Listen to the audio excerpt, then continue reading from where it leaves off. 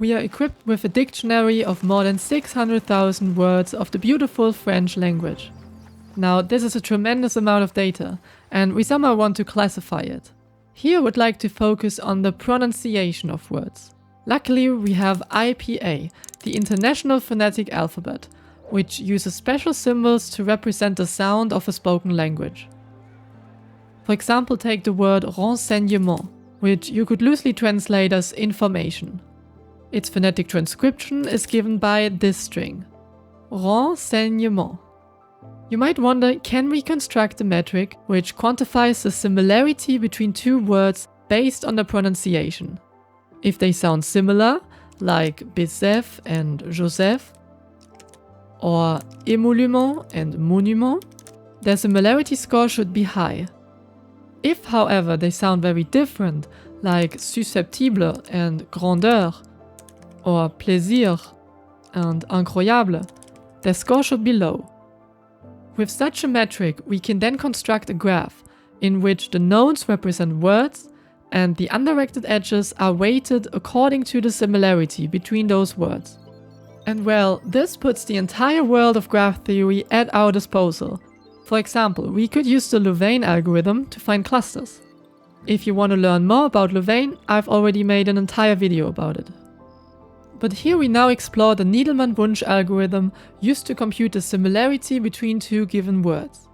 Devised by Saul B. Needleman and Christian D. Wunsch in 1969, they first applied it to bioinformatics to compare amino acid sequences of two proteins. For our purposes, the alphabet will instead consist of the phonetic IPA symbols, but that doesn't change how the algorithm operates. As an example, we take the words puissance and nuance.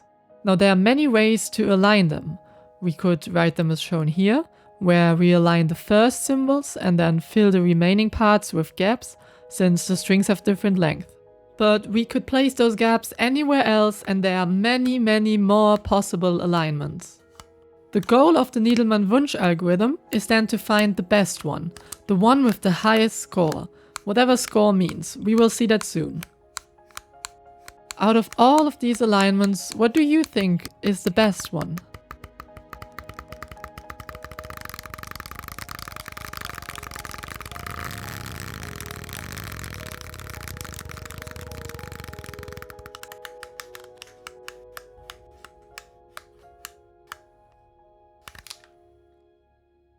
Well, the best alignment could be this one, right?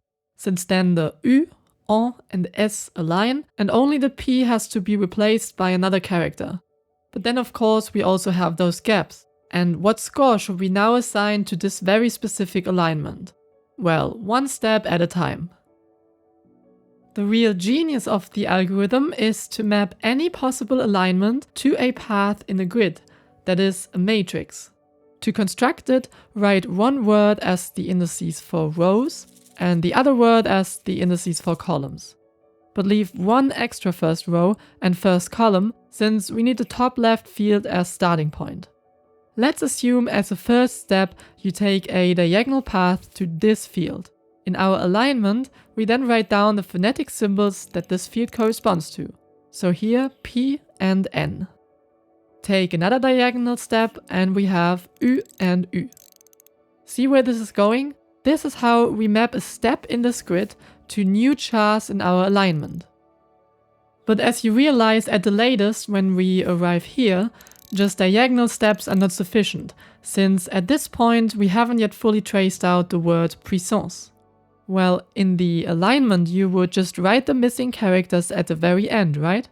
And then for the other word nuance, the only option we have is to write gaps in these spots. This is why in the matrix, a step down corresponds to writing the respective characters of one word, but gaps for the other. Now let's rewind a bit to get to know a different case. As you might have guessed, if you don't go down but to the right, we do basically the same but place gaps for the other word. Here in the word puissance. Finally, take 3 more steps down to also finish this alignment.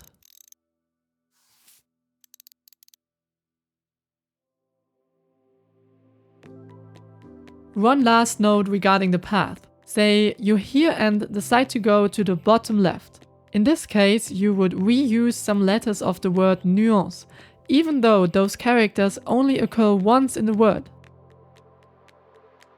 This becomes more apparent in the finished alignment. Nuance, that's not the word we started with. The culprit is the step to the bottom left. Hence, we will forbid it to avoid the discussed problem of characters being resampled. With similar reasoning, the following steps are prohibited as well. Left, top, and top right. At any field, the only steps allowed are therefore right, and bottom. At this point, you should have understood how mapping an alignment to a path works.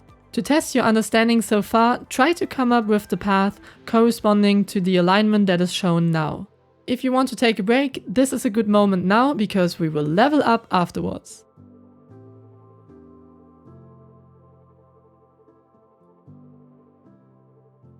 Now that we know how an alignment of words corresponds to a path in a matrix, how can we extend this idea to allow for a scoring system?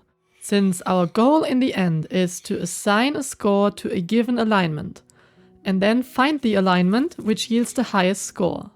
To start, maybe it's a good idea to think about what a bad alignment would be. That is, one with a low score. Hopefully you agree that we should punish those gaps. I mean, when we come across a gap, this indicates that one character couldn't be matched to any character of the other word, and that's no good for an alignment. So let's punish this by introducing a gap penalty P. We start with a score of 0 in the top left field, and want to fill in the rest of the matrix by updating this score with every step we take. For example, if you now go to the right, well, that corresponds to a gap in the alignment as we've seen.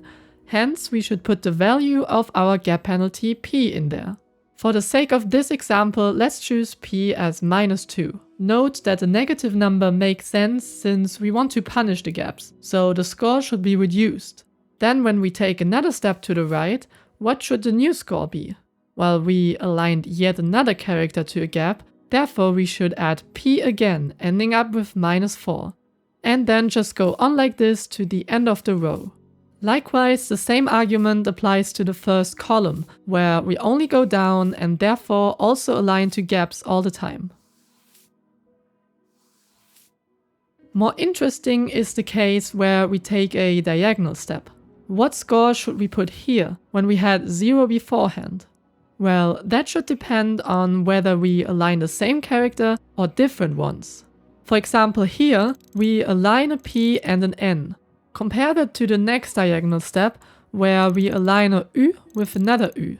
In the end, we want to reward character alignment and punish misalignment. For this reason, we introduce a positive match score and a negative mismatch score.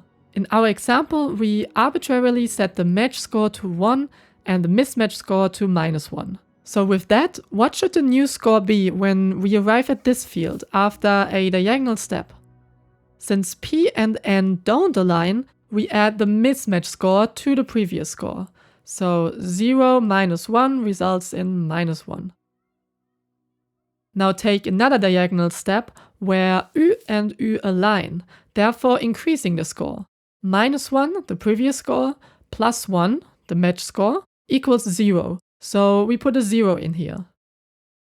What we haven't yet considered is that a given field can be reached from multiple directions. For instance, here we can not only take a diagonal step, but also reach the field by moving down from the field above it, or to the right from the field left to it. And so, depending on the direction, we can get different values. In the diagonal case, we've already calculated the match score, or here rather a mismatch score, resulting in the new value -1. But what about if we come from above? Then we would write -2, the value of the score in the field above, plus the gap penalty, which is -2 as well, resulting in -4. We arrive at the same value if we come from the left. Now the question is, which value do we keep in the end? -4 or -1? Since we want to find the best alignment between the two words, let's establish the rule that we always accept the highest new score, or more formally, we take the maximum. Here it evaluates to -1. Therefore, we write -1 as the new score such that we take the locally optimal step.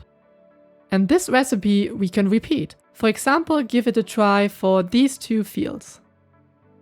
Well, we end up with -3 in both cases. From here, let's examine again this field. When we come from the diagonal, we get -1 plus 1 equals 0. And when we come from above, we find -3 minus 2 is -5. Same when we arrive from left. The maximum of these values is 0, so we put the 0 here. And likewise, you can go ahead and fill out the entire matrix now. I show the solution in 3, 2, 1, 1/2, last chance. Here we go, our beautiful scoring matrix, given a gap penalty of -2, a match score of 1, and a mismatch score of -1. So far, so good, I hope, but what's the best alignment score now? Would you be surprised if I told you that it's already in front of your eyes? This cell in the bottom right corner contains the optimal score, that is the maximum score among all possible alignments of our two words. Why? Because we took the optimal decision in every single step. Remember, for each matrix cell, for example this one, we considered all possible directions to go there, calculated the respective rewards, and only kept the new highest score, here -3. We did the same for every cell in the matrix. Therefore, not surprisingly, we find the optimal alignment score in the end, which is -2 in our case. Finally, you might wonder what the optimal alignment itself is. Like, here we know the best score is -2, but what exact alignment of our words yields this score? Luckily, there's not too much we have to modify to find out. Just keep track of the optimal decisions along the way. For example, let's look at this field again, where, as discussed, we keep the maximum over the 3 possible directions. Now, what if we also kept track of the directions that led to the maximum, not just the values itself? In this case, we retain the diagonal step and the step from left to right, since both of them yield a new locally maximum score of -3. If you do so for the entire matrix, first of all, you get a bit of a messy picture, that's true. But what this allows us to do is to trace the optimal alignment.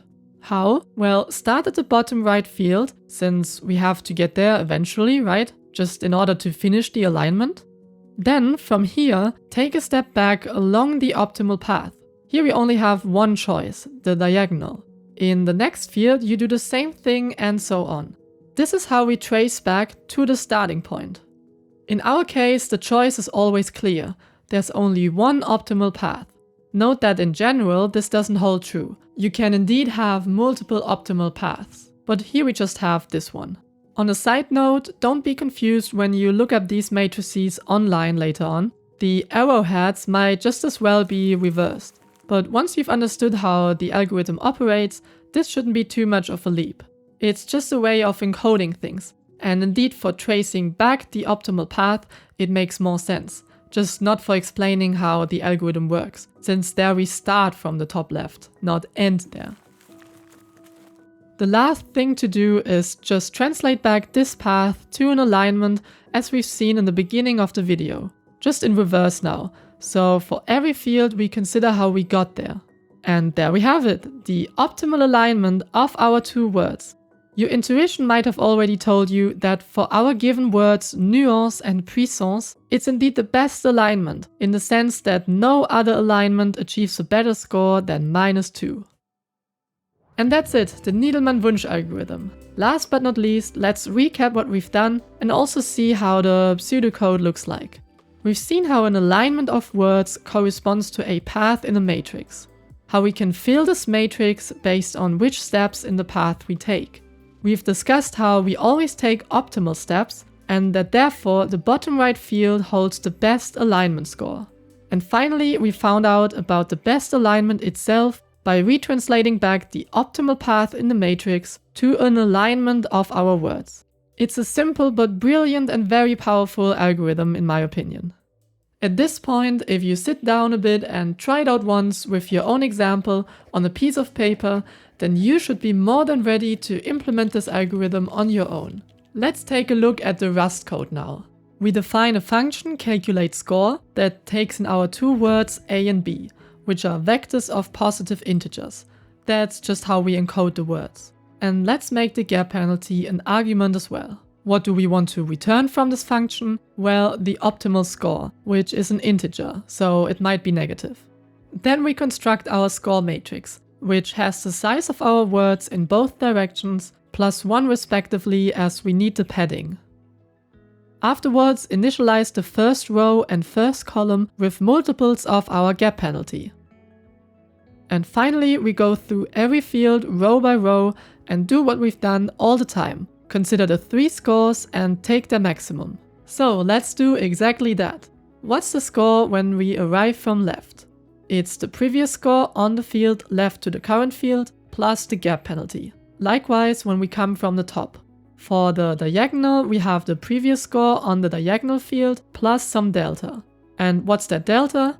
If the current characters are the same, it's +1, otherwise it's -1. This is what we've called match and mismatch score beforehand.